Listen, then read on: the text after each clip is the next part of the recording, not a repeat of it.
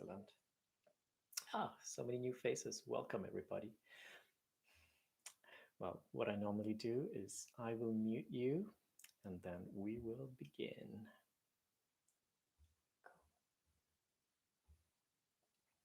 Okay. Those of you who've been here before, you know we have very few rules. In fact, we have no rules. So if you need to leave early, that's absolutely fine. If you need to change your posture, if you need to have a sip of water,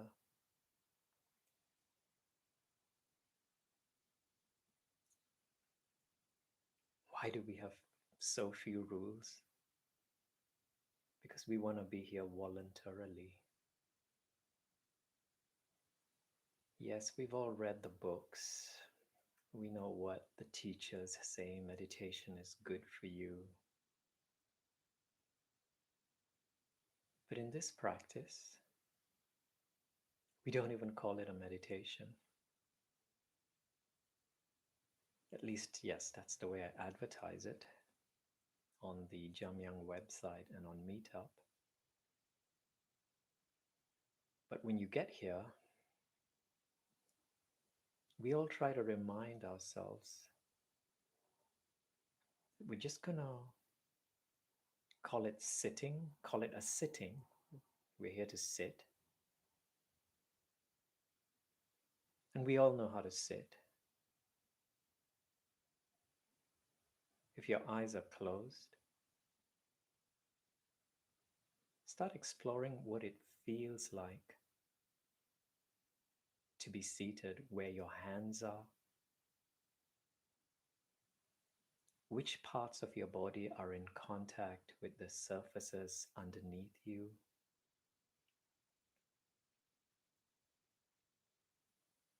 Whether you're on a chair or on a cushion or on just on flooring or a bench on a park.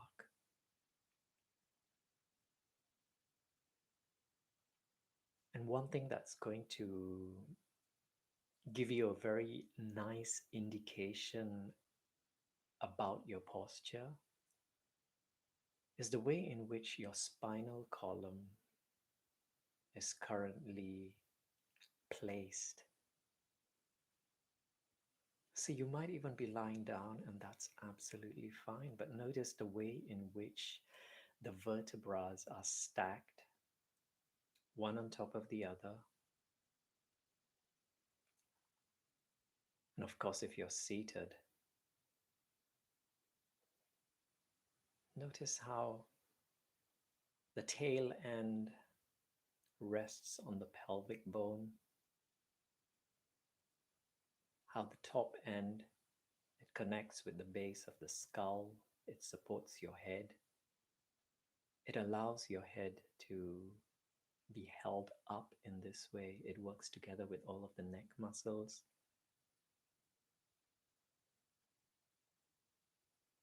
Feel the arch within your spine.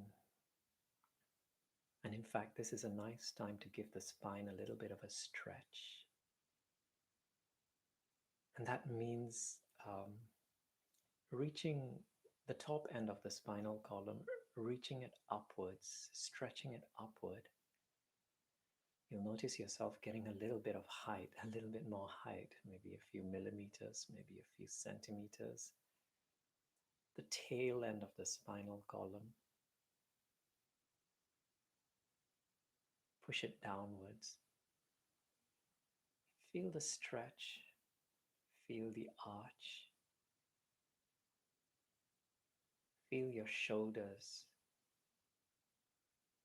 to your right, to your left.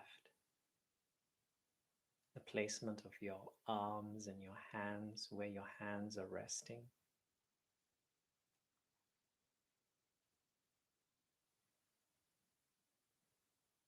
And in fact, the hands can be something quite nice to play with, because our hands, they have many, many nerve endings. And so they're quite sensitive. And so activate the tips of your fingers then notice where the fingers are resting. Notice the temperature of the area which they appear to be in contact with. Of course, if your fingers are resting on a particular part of your body, you might feel the warmth of the body. And then towards the sides, you might feel it getting a little bit cooler, where it begins interacting with the air.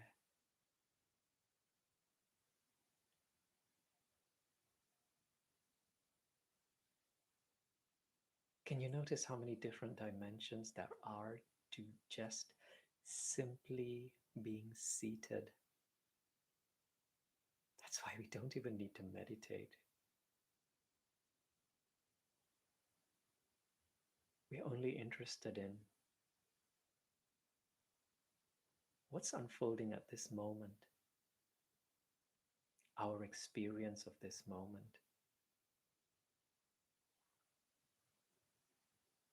And you can continue with it by exploring those surfaces underneath you.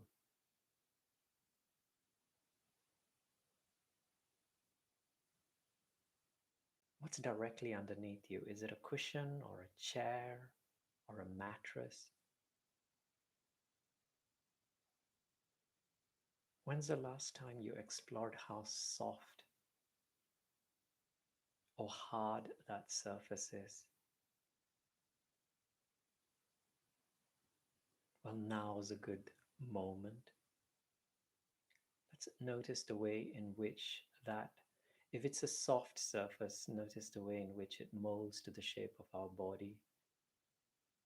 How it provides us with that perfect amount of support and balance.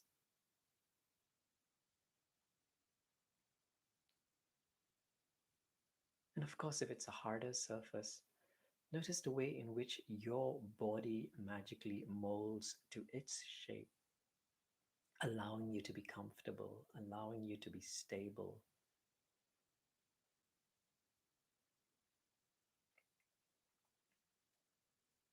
And then there are the legs. For me, because I'm on the floor, I'm on some cushions, I can feel the flooring, the carpeting underneath my knees, which feel so much more harder than the cushions that I'm resting on. If you're on a chair, then the soles of your feet, whether or not your feet are bare or whether they have some form of fabric covering them, or your shoes.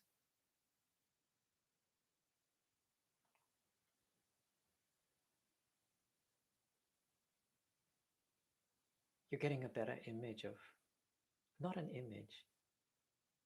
Yeah, but sometimes an image is formed within the mind's eye as to what your posture's like. We release that. We return to the experience, feeling the life flowing through our bodies, which allows us to experience this posture despite our eyes being closed.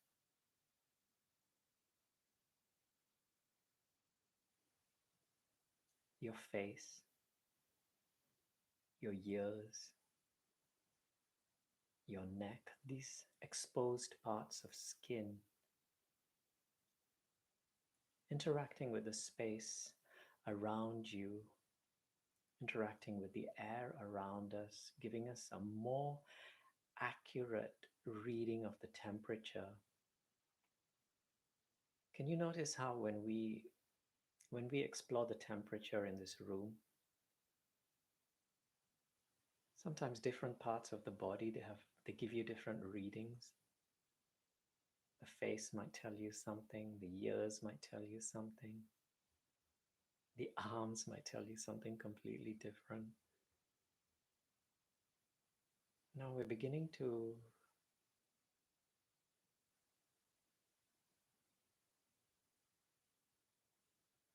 experience our bodies more completely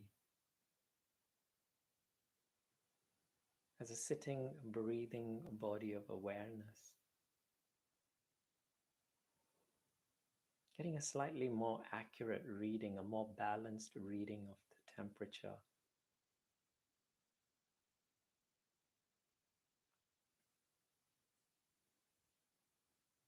In many ways, this short exercise with which we are beginning today's practice,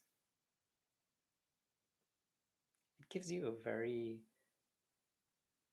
nice insight into what the practice is about. It's about directing the mind, focusing the mind. Initially, we started with one part of the body and then we moved. We remember we've started with the spinal column and then we moved on to different parts of the body. We were focusing on different parts of the body.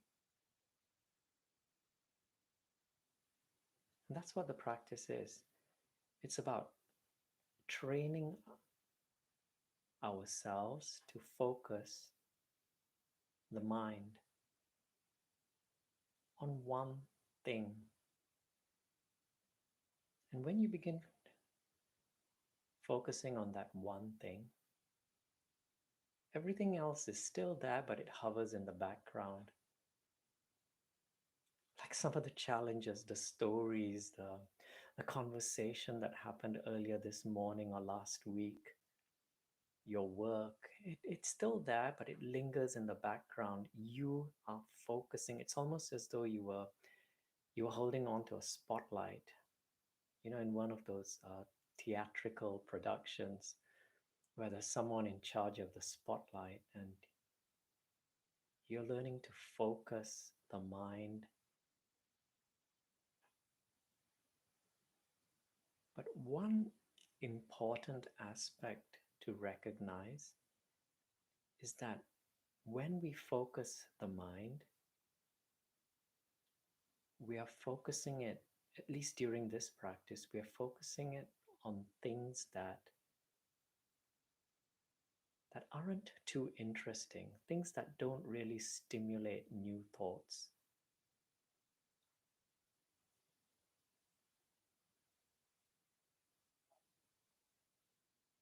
I don't know if that makes sense, because if you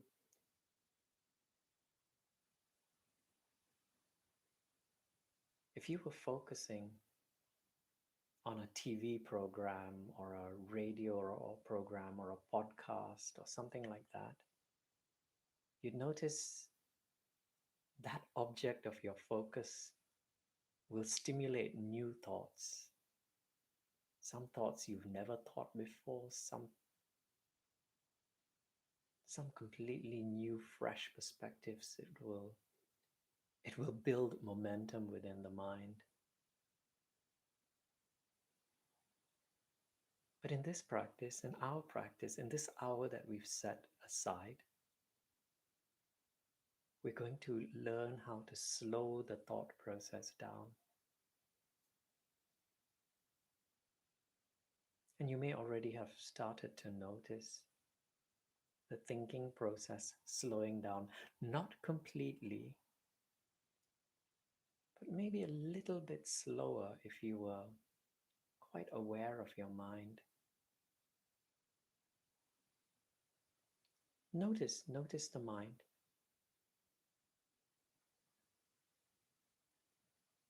It's very possible that you weren't aware of how fast the mind was moving at the start of the practice. So let us pay attention now, and then we could notice these subtle changes happening. Notice what's happening within the mind right now. Reminding yourself that in this practice, we're going to see the mind as a separate entity. In fact, that's what this practice is based on, that the mind is in fact a separate entity, almost like a filter, almost like a big curtain. That's right, you can visualize a big curtain. And this curtain, depending on how thick or thin it is, that's how much light it's letting through. When you look at the curtain a little bit closer, you'll notice that it's made up of many, many threads, many, many pieces of thread. Some moving up, top to bottom, some from right to left. Now, in this metaphor, the threads, the individual threads that you're noticing, they're represented by our thoughts. And when you were born, when we were young, we were very dependent on the grown-ups around us. And we're all from different parts of the world, different parents. Even if we're neighbors, we've been to different schools, we sometimes speak different languages, completely different backgrounds. And as young children, and because of how dependent we are on the adults for our shelter and our food and the love and all of that, we begin to believe what they tell us. And then thoughts are created, individual threads. It starts off with a single thread, and then a second one. Can you notice, after all these years, how it's turned into a curtain, a very large piece of fabric, and we call that our belief system. That which decides our mood, our personalities.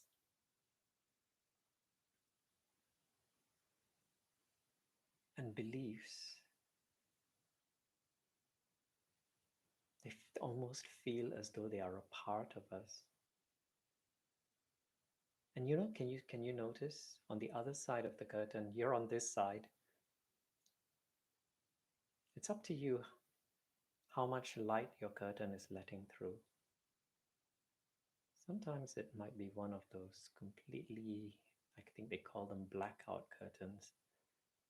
And so there's very little light. You can just see light at the edges. And sometimes it's just one of those really soft, transparent net curtains. So lots of light coming through, but nevertheless, there's a curtain between yourself and the present moment. Your present moment, and everything you see, experience, hear, taste, it's through this curtain called the mind, through your beliefs.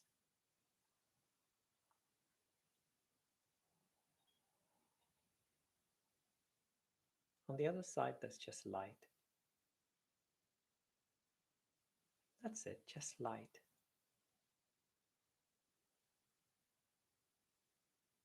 It's neither good, not bad,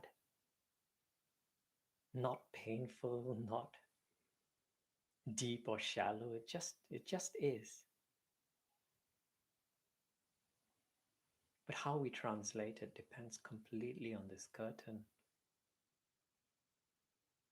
How badly or how little the distortions are, it completely depends on this curtain that stands in our way. But we like this curtain. Let's remind ourselves that this curtain it has its function, because sometime in the past, you learned the language English. Okay, and that includes some of the threads on this curtain. And because you learned English, There are sounds, only sounds coming out of my vocal cords. My vocal cords are vibrating, it's creating sounds. There are gaps between the sounds. But because you learned the language English, you somehow have the ability to give meaning to these sounds.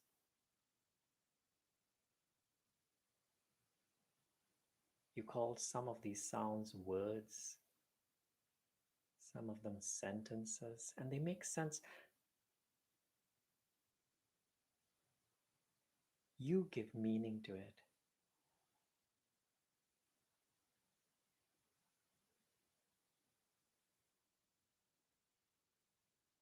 And this can be a very useful recognition, knowing, especially when you're in conversations with colleagues, in particular family members, those whom you are very close to. Just a simple recognition that from their lips, all that comes out are sounds, vibrating air molecules. They travel into your ear. That's it, vibrating air molecules traveling in through those passages at the side of your head. And then your eardrum, it begins to vibrate. And then there are some tiny bones inside. They begin to vibrate. And at the end of these tiny bones, there are some nerves. And these vibrations, they get converted into electrical signals that move through the brain. And somewhere along the line, they get filtered through this curtain, this blanket, the mind, and you begin giving meaning to these sounds.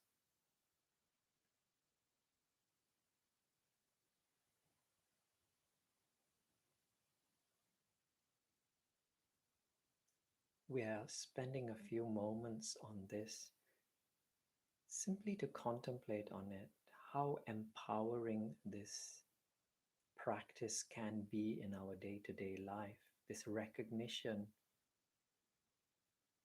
that we have the ability to interpret or choose not to be offended or hurt, and simply release some of the words that do not serve us, that enter into our experience from those around us.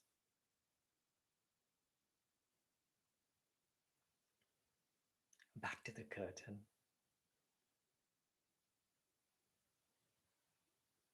Now, our practice today, when I ring the bell,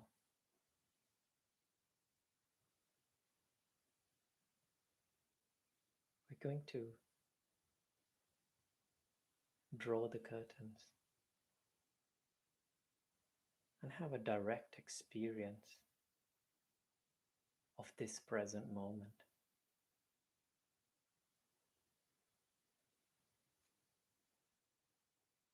Through our five senses. So we're not really going to use the mind to interpret and translate what's on the other side. We're going to directly experience it. And we have five doorways into the present moment. These are our five senses. When I ring the bell, we're going to begin by simply noticing. I'm assuming that most of you have your eyes closed. And that can be helpful because most of the stimulation and distractions arrive into our experience through our eyes. But it's okay if you need to have your eyes open. But if your eyes are closed or open, whatever it is, we're simply going to notice that the eyes are open or closed. My eyes are closed.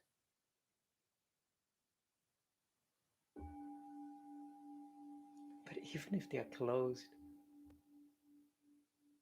I can still see shadows. I can still see a slight brown reddish as the light enters into my experience through my eyelids. And the reason we are beginning with the eyes is because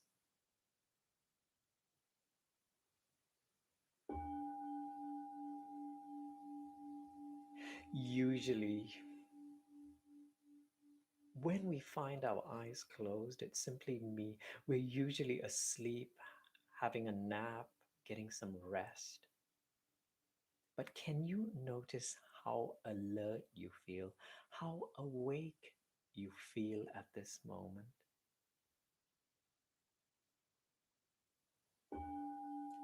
Our eyes are helping us to translate this moment, this present moment, as a very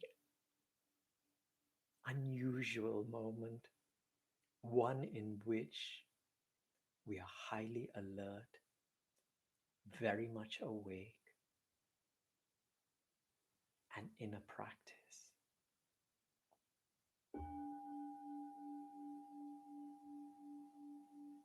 So, in this present moment, this is what our eyes are telling us, that we are in this practice.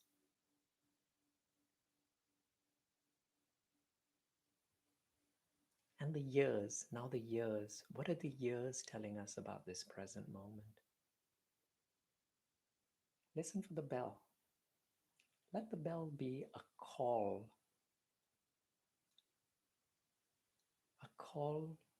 I think Eckhart Tolle uses the words a call for awakening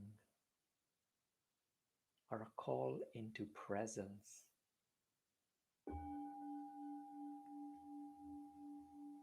Wakefulness.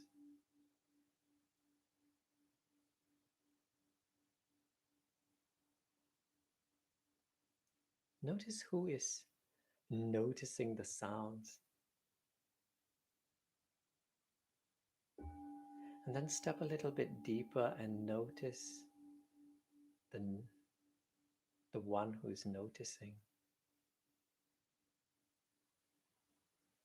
And then you can even go a little bit deeper and notice who's noticing that noticer.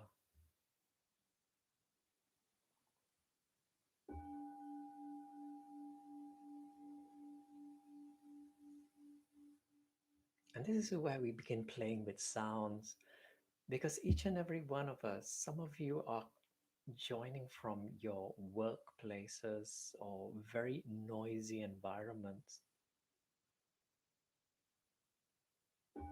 This is one reason at the beginning of the practice we released labels such as I came here to meditate, I came here to practice mindfulness, because we've all somehow associated meditation and mindfulness practices with having an environment that's reasonably quiet. And I know that because I've been to temples where there are big signs that say, please maintain silence. Before the meditation begins, they ask those with children and those who cough to leave the room. And so that's an association. If I meditate, if I practice, there needs to be absolute silence. Everyone in the house needs to be quiet. I get really upset with them if they're making noise. And sometimes it's, you just don't have control. There's a car alarm going off outside your window. There's loud footsteps, phones going off, building works, as we all know when we practiced at Jamyang.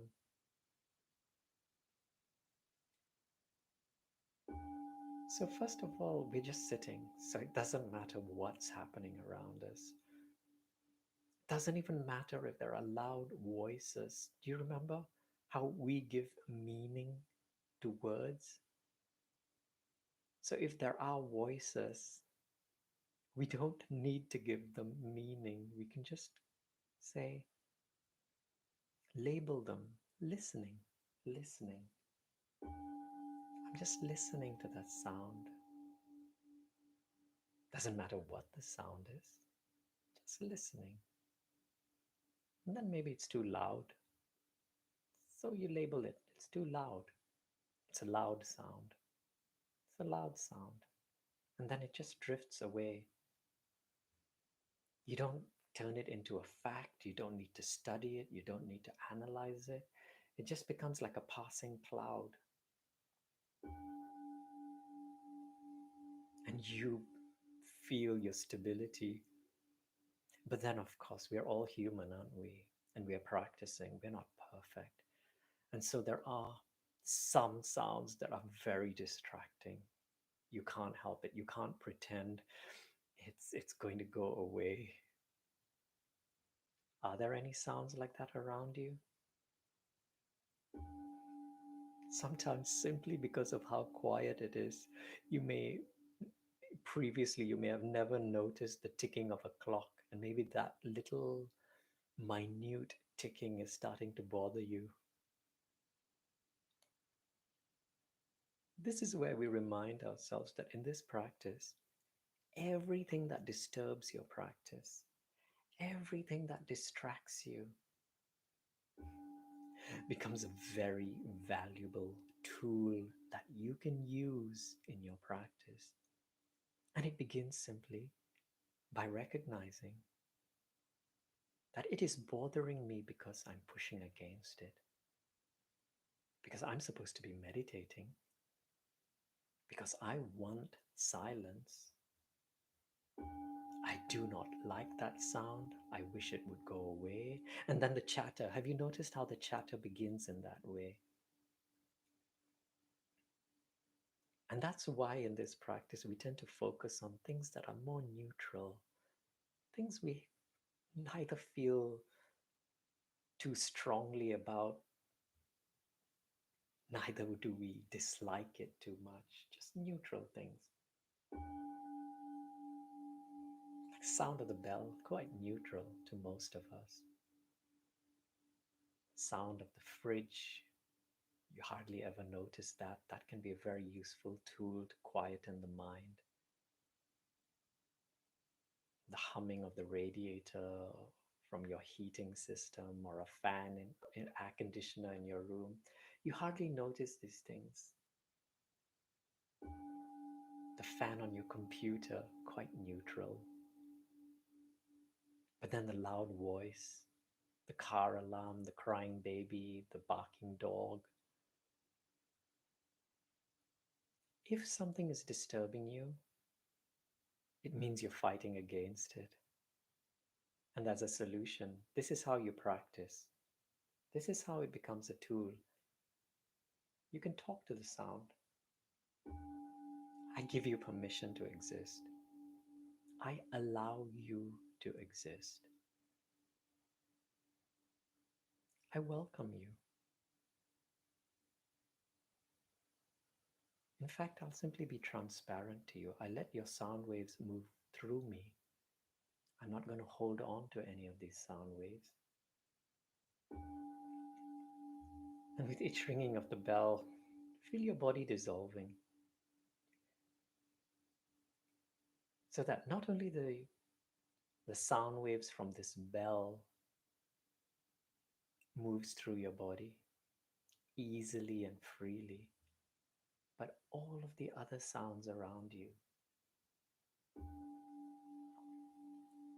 And if there is a particular sound that you're still uncomfortable about, imagine that there's a particular knot in your body that's preventing the sound, that's kind of holding on to the sound. It's not letting the sound move through you. But have you ever come across a knot? Especially in those drawstrings of those pieces of clothing that we often use. We just undo the knot, don't we? We just loosen it. And then pretty soon it just falls loosely. And now see what happens when I ring the bell. Can you allow that sound to move through you? It feels a little bit easier, doesn't it, when you look at it in that way? And those of you in the perfect environments where there is pin drop silence, you may be wondering, how can this be relevant to me? Because it's beautiful, it's quiet, it's lovely. I have the perfect practicing environment. We're using the sound because the same principle, the same practice applies to our thoughts and the movements within our mind.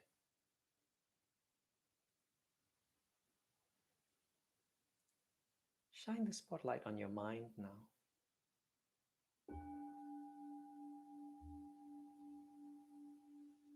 Notice each and every thought. Not to analyze, not to make sense, but just to know that it's a thought. And you can label it thinking, thinking, thinking. You don't have to say discussion with X or discussion with Y or my colleague. No, just thinking, thinking. You don't have to see it as a fact, just like a little soap bubble. That's how the Zen teachers refer to thoughts as soap bubbles, just bubbles. But what happens when you bring a needle to a soap bubble? Or what happens when the soap bubble reaches the needle? When I ring the bell, notice how it pops. We call this needle the needle of awareness. And so you don't even have to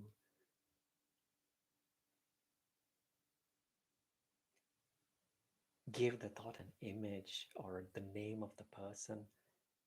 The moment you become aware of that you are thinking, pop. No longer relevant. You're here in the present moment.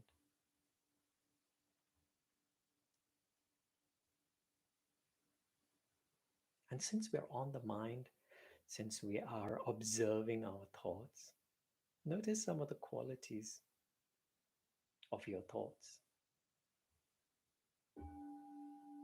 I'll lead you into this. What you're going to look for is how your thoughts are almost always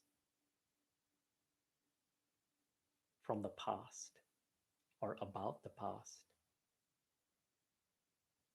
or projections into the future.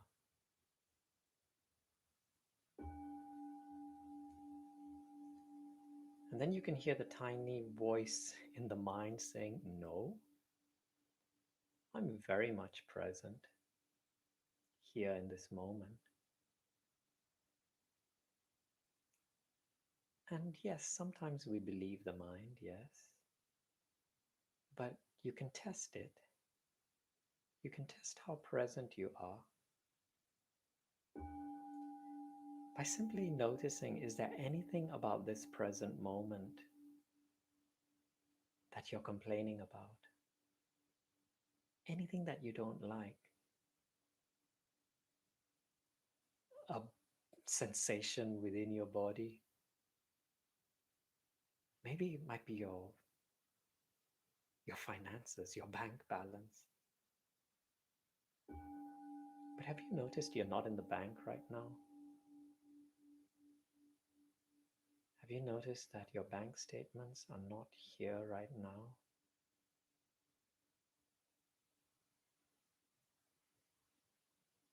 Neither is that person who annoyed you.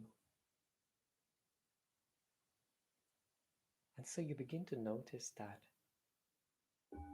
if there is anything that you're complaining about, even the sound of the baby crying or the dog barking, it's because the mind remembers some moment in the past. It remembers the past where the dog wasn't barking. It remembers the past when the baby wasn't crying, when the dog wasn't barking. And it wants to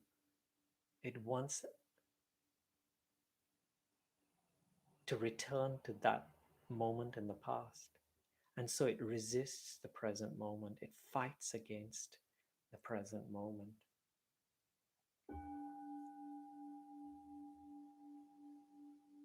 And remember, all we're interested in is sitting and breathing right now.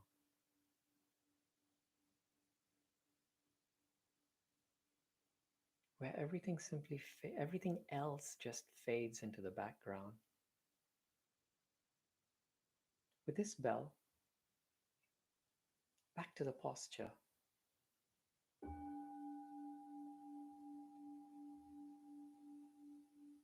And the reason in this practice my voice keeps referring to the present moment is simply because every moment that you spend in the present moment is a moment you spend separate from your thoughts. And every moment you separate yourself from your thoughts,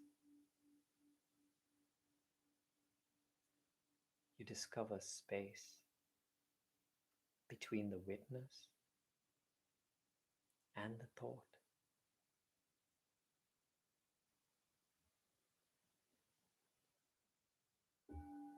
And the moment you discover there is space between your witnessing self, your true self, and the thought,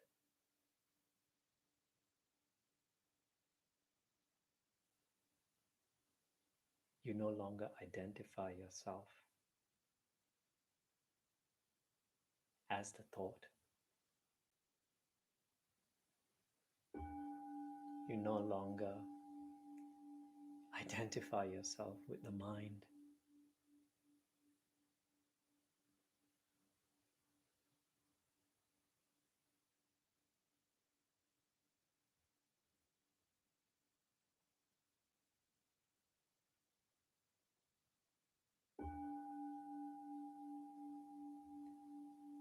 In fact, you release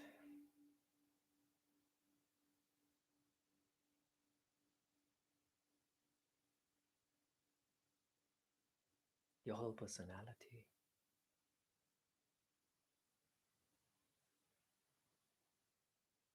What does that mean? They're just words.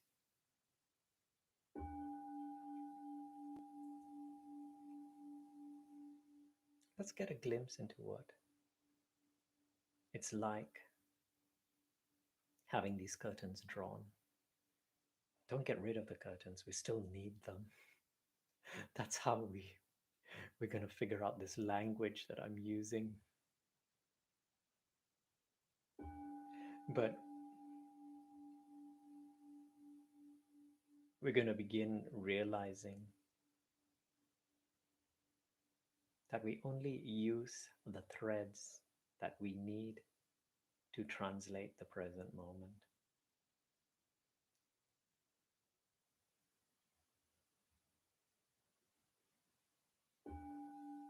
When you're listening to your favorite piece of music, maybe later this afternoon, later this evening, you'll activate your sense of hearing. You'll focus on some areas. You know which streaming app you use, so you'll need that thread. You need to remember how to use the device, how to put that piece of music on, You need to remember the title of the music, maybe the artist. So you see, you're still using your mind. And then you remember there's a disagreement you had with someone. It might be your kids, a relationship, something from your childhood. Not relevant, is it? You begin to recognize, because you have recognized the space between the witness and the bubble, the thought, the bubble pops. And you bring yourself back to only that which is relevant to your present moment. And then you listen to that piece of music, and the piece of music turns into your practice. It becomes your practice. You immerse yourself in it. Everything else fades into the background. You are aligned, you are present. You hear every note, every high, every low. You hear parts from the piece of music, the vocals, the beats that you never heard before. You are present, you are aligned, you are at peace. There is stillness. You feel the enthusiasm, the joy that the music brings you. And then other bubbles may appear, but you release them because you are now aware. We spoke about releasing the curtain, drawing the curtain. This is what it's like. Now, breathe in deeply.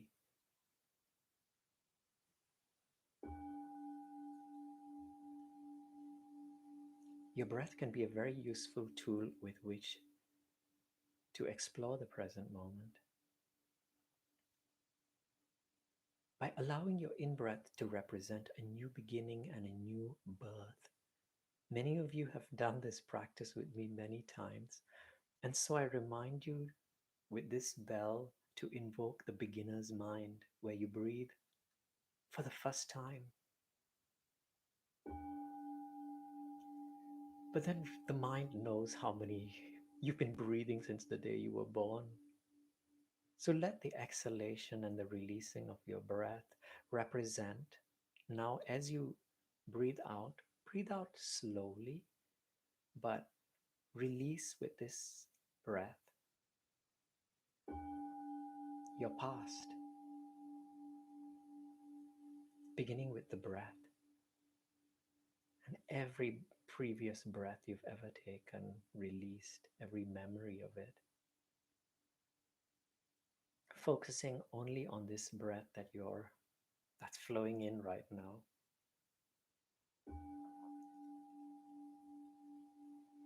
Notice if you were to have a new beginning, a new start, a new birth with every intake of breath,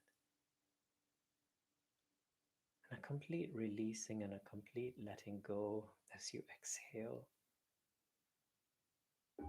Notice how this anchors you into the present moment more deeply.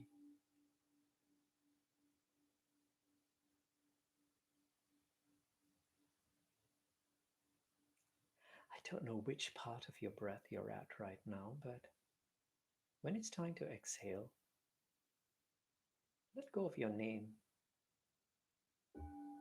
Release your name.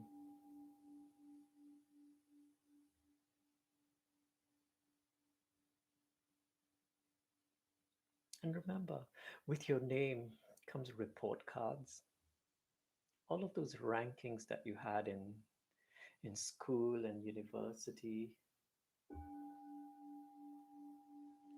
your financial standing, all of the awards you ever received or didn't receive.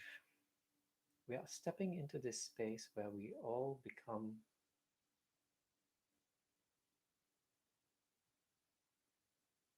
equal is not the right word. We're just entering into a state of being.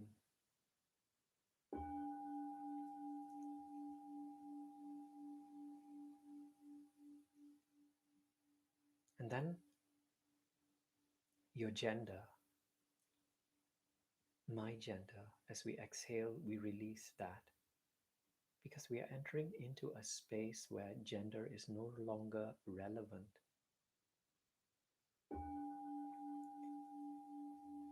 And I only say that because we are all allocated genders based on our physical bodies. But I think many of us who've arrived in spaces such as this, we have started to recognize that we have both masculine and feminine qualities, both yin and yang, both Shiva and Shakti. Every ancient civilization had labels for these two qualities. And some of the threads that we noticed in the curtain that made up that belief system, they had a lot to do with the roles that we had to play as a result of this form. Sometimes being quite untrue to ourselves.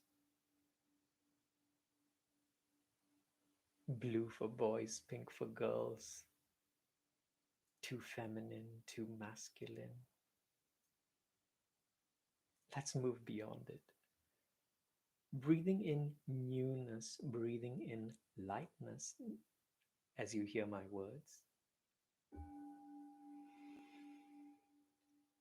And then releasing, letting go of all of this, we'll just call it baggage. Feeling the lightness of it.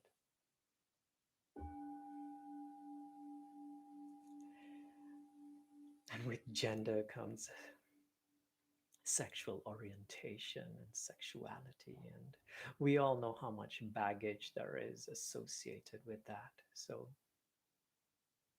let us release that too as we breathe in newness and lightness and exhale and release.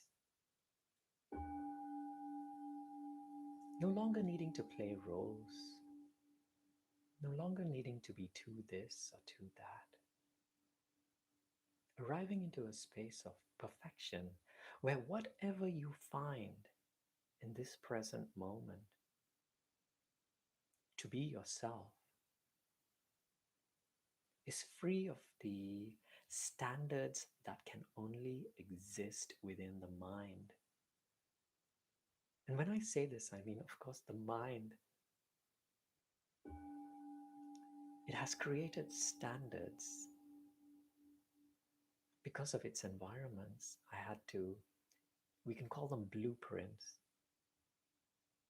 I have to be, you might have watched lots of Walt Disney fairy tales when you were young, where there was Snow White and Prince Charming, and Pride and Prejudice, and then we have this whole blueprint as to what the perfect relationship is like, what the perfect financial status should be like.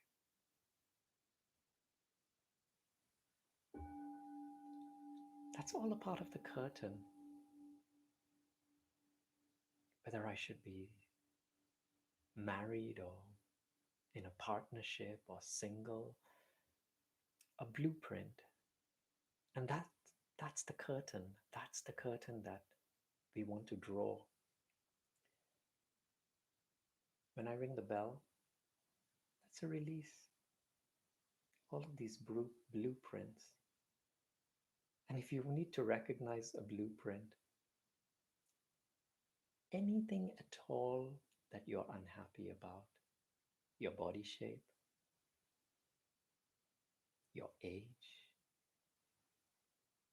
your relationship status, what or you have or haven't accomplished in your life, how many kids you have or don't have. We're going to release all of this.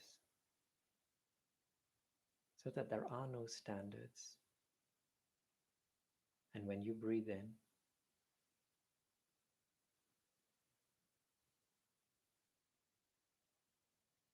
going to begin seeing the perfection in yourself.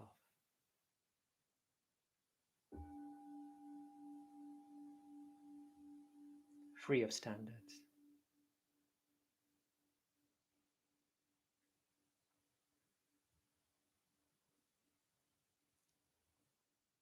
In many ways, this is what the practice involves.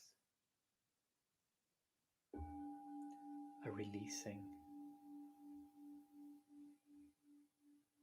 of the past, of the future,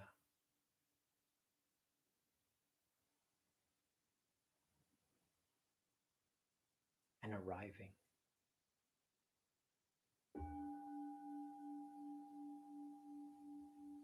into this space where we had started this practice by simply sitting,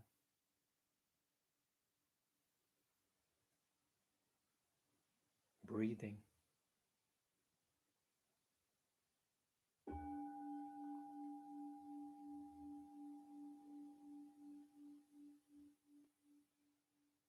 something's changed.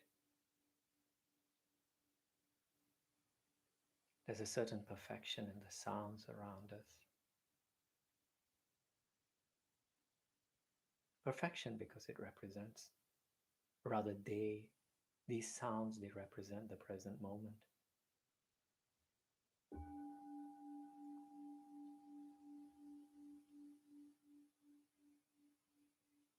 All of the sensations that you can experience around your body, even the pins and needles, even the stiff knee, even the tired back, the perfection of this present moment. Of course, if there is stiffness and discomfort, give yourself permission to stretch, to move.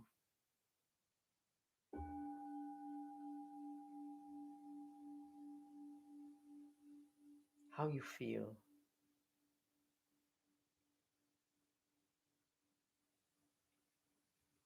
Referring to your emotions. Because what are the emotions? Simply chemicals being released within the body.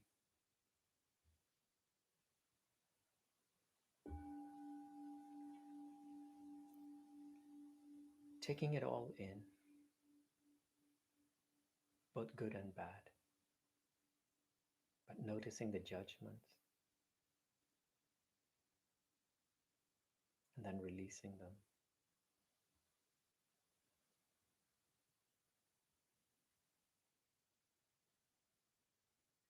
And now bringing your attention with this particular bell to your breath.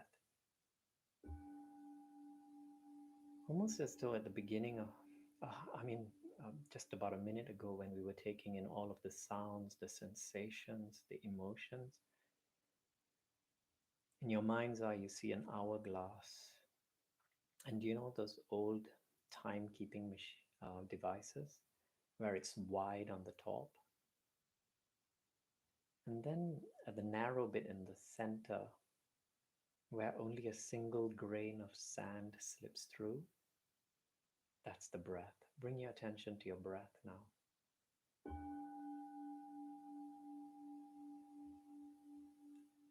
Just enough for a single grain of sand to fit through the passage within your nasal area, the nasal passage. Noticing how, even though you have two nasal passages, you're only utilizing one of them at this moment. Which one is it for you? Are you breathing through your right or your left nasal passage?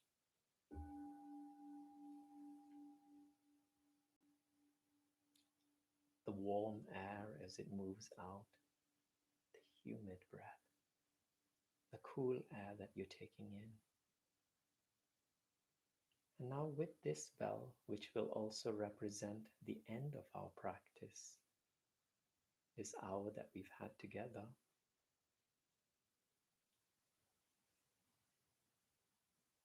expansive, expanding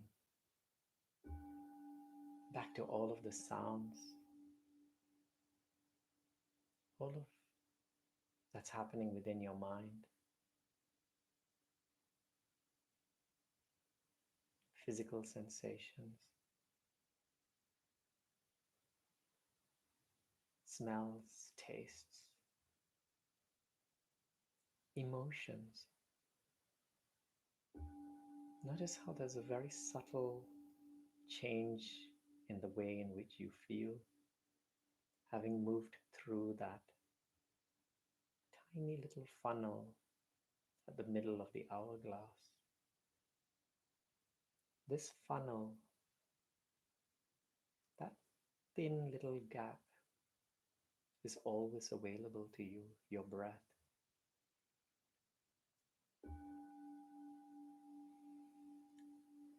This bell represents the beginning of the practice,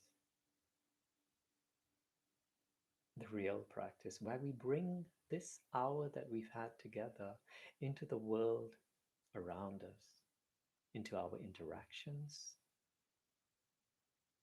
our communications, our travels, our shopping, our cooking, our eating. Reminding ourselves that we always have access. No fancy apps, no fancy electronic devices. Our breath.